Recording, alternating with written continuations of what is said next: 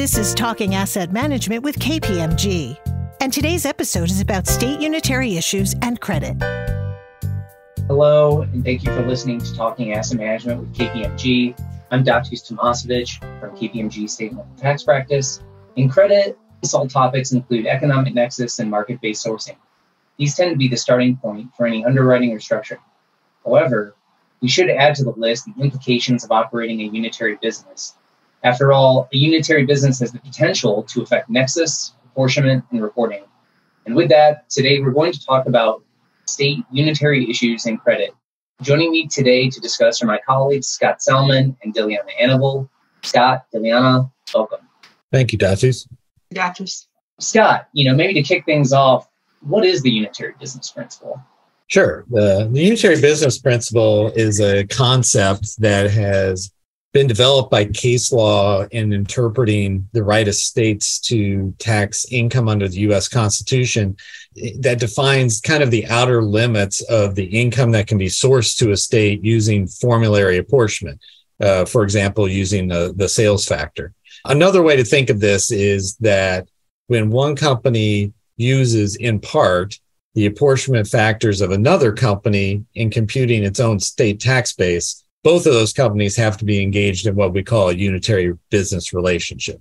Now, that's most often seen in the context of what entities, generally corporations, would be included in a state's unitary combined reporting regime, which combines the income and apportionment factors of such entities in determining the state taxable income of the group.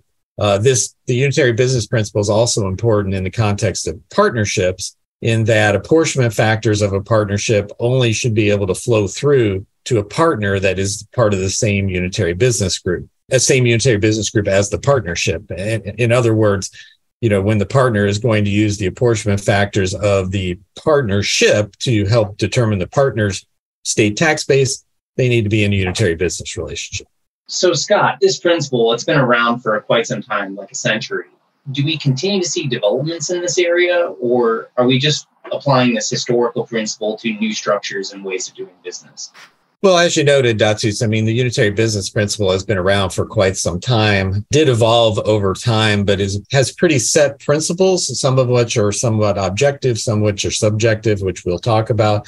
But really, I think the challenge is applying those concepts to new structures and new ways of the economy functions in this modern day. So, for example, some of the characteristics of a unitary business. The unitary business principle is defined first and foremost by a control relationship amongst the parties. In other words, at least one party has direct or indirect control over the other parties, but also actually exercises that control. In the context of a corporation, the ability to control usually is defined by having, a party having more than ownership of more than 50% of the voting stock of the other company. In the context of a partnership or a limited liability company, that ability to control might be represented by the party that is the largest general partner of a partnership or the party that is the managing member of a limited liability company. Now, secondly, the exercise of that control, and again, exercise is a purposeful word to be distinguished from just having the mere ability to control, but the actual exercise of that control should result in some synergies and flow of value amongst the parties that, at least in theory, is difficult to measure through separate accounting. And when I say separate accounting, kind of think of transfer pricing. This part of the unitary business test is obviously much more subjective as opposed to, determining the ability to control. And some of the tests that are developed over the years that look for characteristics of this subjective nature of the unitary business principle will use words and phrases such as horizontal integration, having economies of scale, having a centralized executive force, having a general system of operations, trademarks, and trade names, having functional integration, and also having centralized support functions such as accounting, legal, HR, and purchasing. However, the underlying theme of all those potential characteristics and tests is identifying a flow of value that results as a consequence of the unitary relationship. That type of analysis holds a lot of challenges. As I mentioned, it's a very subjective has a very subjective nature to it. Some of the challenges that you often see is determining whether there's a unitary relationship between a holding company and subsidiaries that it owns. Another potential difficult area would be determining unitary business relationship amongst brother-sister entities that may not have a lot of integration between themselves, but are integrated with a common parent company, and whether that creates a larger unitary business group. So Scott, with all that said, you kind of talked kind of this overarching principle of unitary business defines kind of these limitations of what a state can impose. Can you give us some examples of that?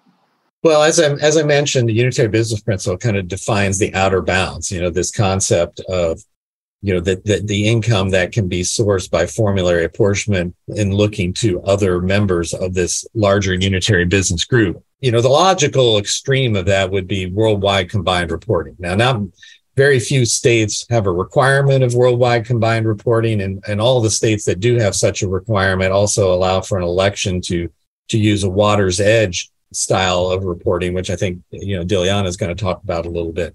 But then there's also other states that, their default method of combined reporting is simply a water's edge method, rather. And there are certain states that are, defined by only requiring the particular company that has nexus to file in the state without any combined reporting requirement. And so most states stay well within the bounds of the unitary relationship. But, those states that do require unitary businesses to file combined, it is necessary to determine what entities have that unitary relationship.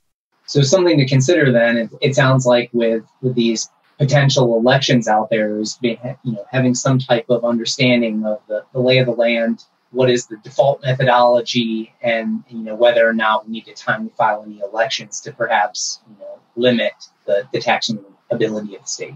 It's fair to say. So Dilyana, just talked conceptually background of the unitary business principle. You work a lot in credit. Can you give us an example, what we're seeing, how this is applied within the credit context? Sure, Datus.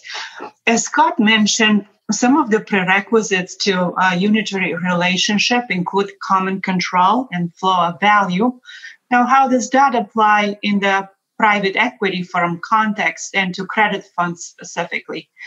In the PE firm context, we often have portfolio companies that may operate independently, are not under centralized management, and don't exhibit functional integration.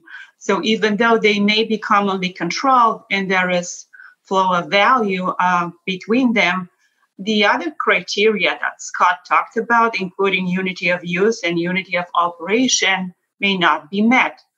How credit funds are slightly different than PE firms in general is that we often see that credit funds are in the same line of business, which is lending. They often use the same deal team to originate or purchase loans. They share know-how, technology, operate under the same investment parameters and risk management controls. So all of these facts taken together collectively could make them part of a unitary business.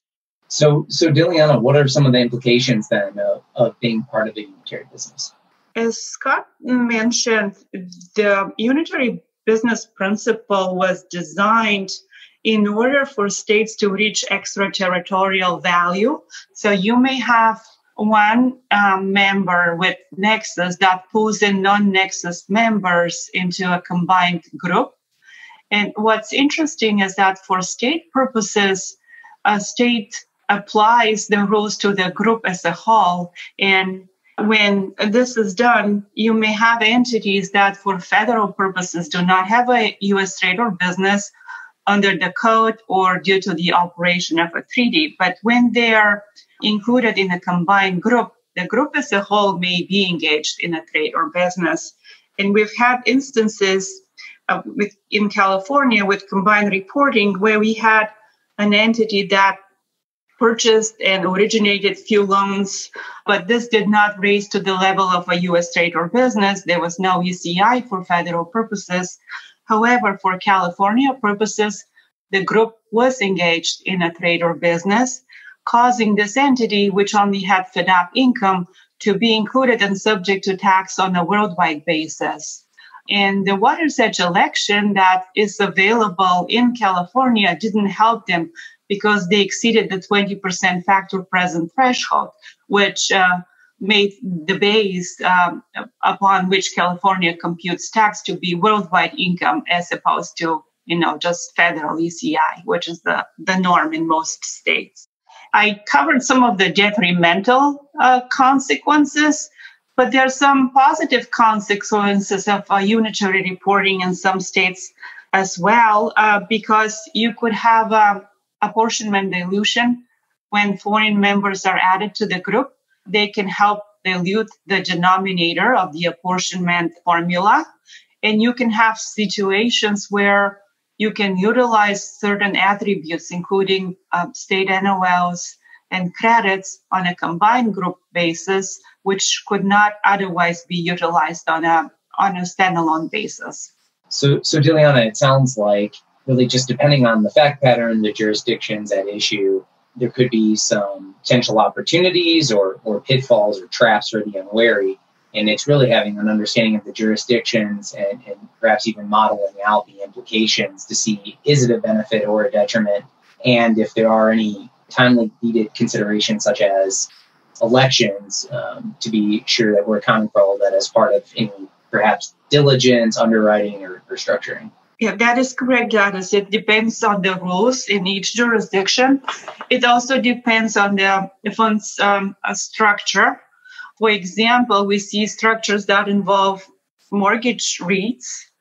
And when those REITs are unitary with their owners and combined, we can have a situation where the REIT loses the federal DPD, which is not available for state purposes when the REIT is combined with its owner.